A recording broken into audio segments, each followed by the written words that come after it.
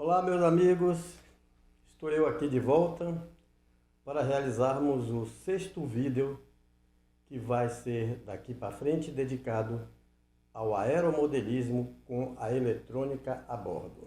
Ou seja, vamos trabalhar a eletrônica a bordo de um aeromodelo.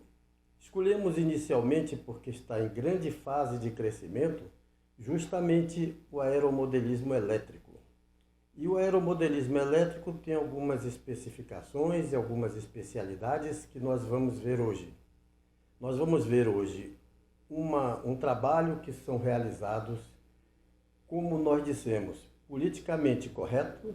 Nós vamos falar sempre o termo tecnicamente correto, para que se possa ver o que evite-se de se fazer o que a curiosidade sempre está ao lado, fazendo com que muitos acidentes e muitas coisas erradas sejam acontecidas. Nós, quando vamos falar do aeromodelismo elétrico, nós não estamos incluindo aí o avião propriamente dito, mas sim o sistema propulsor, que consiste do motor elétrico e o motor e a hélice.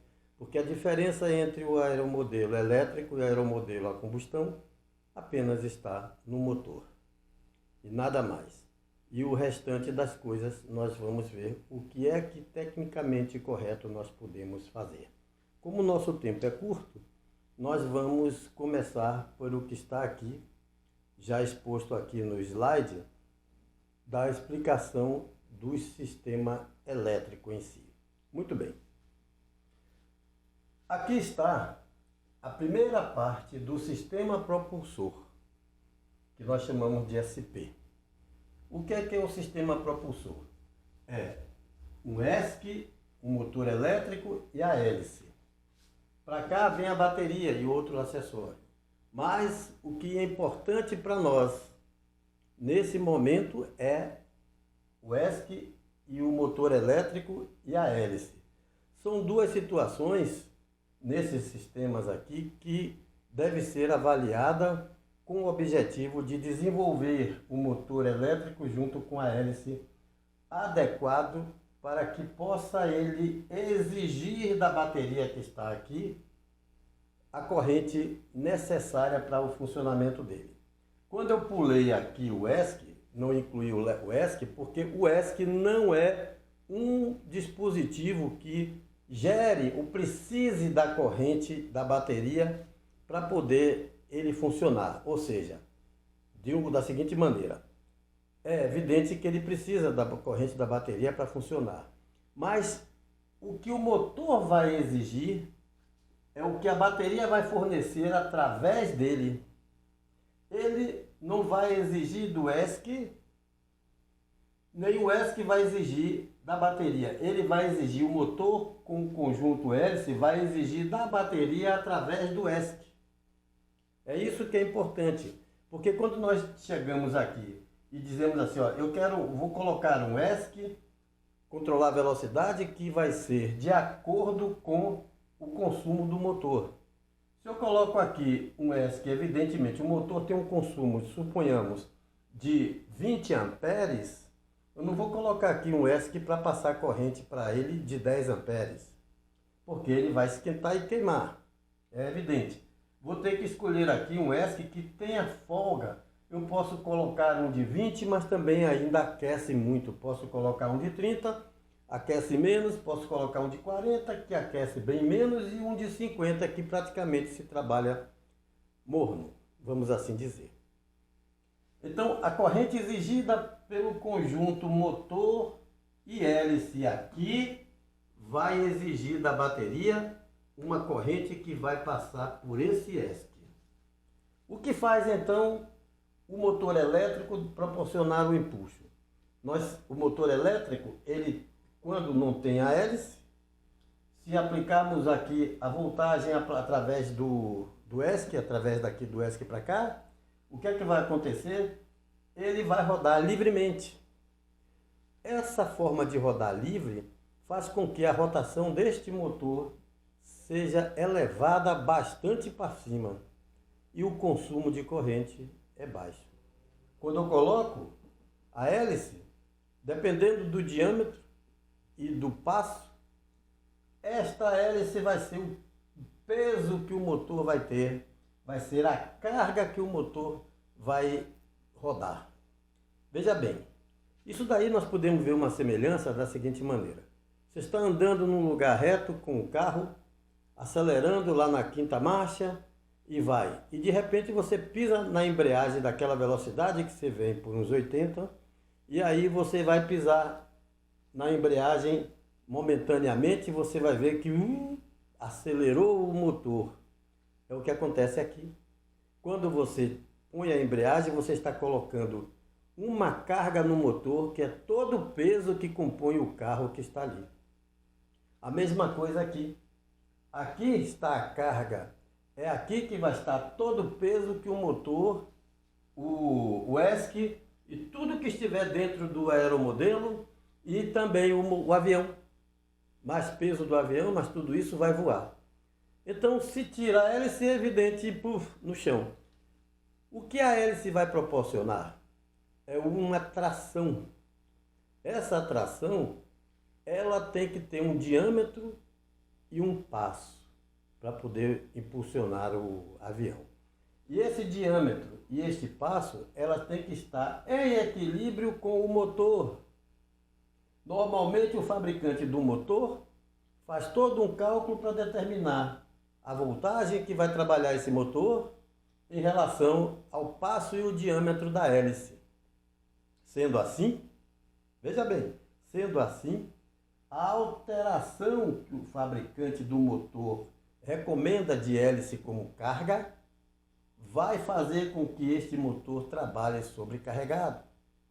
Vai fazer com que esse motor exija mais corrente da bateria e, consequentemente, um aquecimento. Aí o fabricante chega lá no laboratório dele, faz as suas determinações de testes, experimentos com hélice, com tudo aquilo que tem todo o direito para poder estabelecer o tecnicamente correto. E as pessoas, como muitas vezes eu ouço falar, chegam e dizem assim, ó, pega aqui a hélice para esse motor, uma hélice 10x7 funciona legal. O fabricante recomendou que não é 10x7, é 9x7, mas coloque 10x7. O que significa que tem um diâmetro maior, de 10 polegadas, e um passo de 7, enquanto que é recomendado 9x7. O que é que eu acrescentei a mais nesse motor? Peso. Se eu coloco mais peso no motor, o motor vai tirar mais corrente, vai exigir mais corrente da bateria através do ESC. Aí o ESC vai mandar aquilo que ele pode, que ele suporta também. Se está passando através dele a corrente, ele vai fornecer a corrente dentro dessas condições. Então, em vista disso, o que é que a gente faz? Vamos estabelecer o diâmetro da hélice e o passo da hélice coerente com o que o fabricante do motor recomendou. Aí nós vamos colocar isso aí. Agora, o que pode dar de errado e não está dando uma tração, um empuxo perfeito, é que muitas vezes o avião pode estar pesado. O motor pode não estar adequado para o tipo do avião. Por isso que a gente fala, vamos ver primeiro o avião que vai ser motorizado. E esse avião motorizado nós temos que ter conhecimento do peso. O fabricante, além de dar as condições de hélice e adequado para o motor, ele diz também que esse motor normalmente é adequado para aviões até 1.000 gramas, até 1.500 gramas, até 2.000 gramas e por aí vai. Então o fabricante do motor, ele dá a hélice como orientação, ele diz quantos amperes máximo esse motor vai proporcionar de carga para a bateria, de descarga para a bateria, melhor dizendo. E isso, sabendo o quanto que vai exigir daqui da bateria e quanto que vai passar através dele, nós podemos determinar o ESC. Então, gente, vamos agora, aqui considerado que esteja compreendido e que não tenha dúvida, que se tiver dúvida no próximo vídeo eu estarei tirando essas dúvidas. E aí acontece o seguinte, nós temos 3 fios que estão ligados ao motor. Esses 3 fios, ele vem de um processo que nós vamos saber por que 3, e entra 2 e por que 3. Para que a gente possa apenas conhecer, para título de ilustração, a bateria é uma corrente contínua, porque ela tem um polo positivo e um polo negativo sem alternação, e entra essa tensão contínua aqui, e aqui sai pulsos, que esses pulsos são defasados entre eles para fazer esse motor aqui funcionar. Nós vamos ter no futuro o estudo sobre o motor e um estudo sobre o ESC, para que a gente possa entender melhor essa situação. A maior parte dos BECs para baixa capacidade, ele tem uma pequena saída aqui de BEC de 5 volts para alimentar todos os eletrônicos. O que é que esses 5 volts precisa? Tem uma corrente aqui, precisa de ter uma corrente que o próprio BEC retira da bateria, baixa esse valor para 5 volts e dá uma capacidade de corrente em torno aí de 2 a 3 amperes. Ora, será que esses 2 a 3 amperes para alimentar muitos circuitos que estão ligados com os 5 volts, como servos, receptor, parte de alguns acessórios que se costuma colocar? Então, se esses acessórios ultrapassa ou chega perto dos 5 volts, corre-se o risco de sobrecarregar o ESC também. E se o ESC esquenta, ele tem sensores lá dentro que faz uma coisa, desliga. Ele pode tem ESC que desliga-se totalmente e tem ESC que desliga apenas os 5 volts. Se ele desliga totalmente, deixa de ter tensão tanto para alimentar os eletrônicos, como também para alimentar o motor.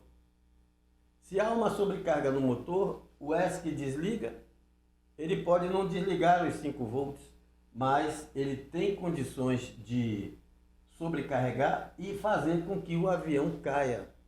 E fazer com que o avião caia é ter sobrecarga dos 5 volts, de mais correntes do que o ESC aqui pode dar, de 5 volts.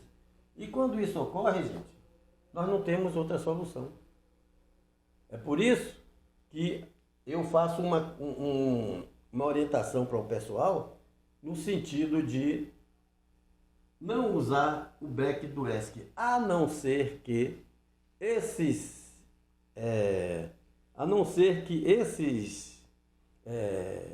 aviões de pequeno porte, que só tem 4 canais, aviões pequenos que não passa de 1 metro, 1,5 metro, 1,10 m por aí.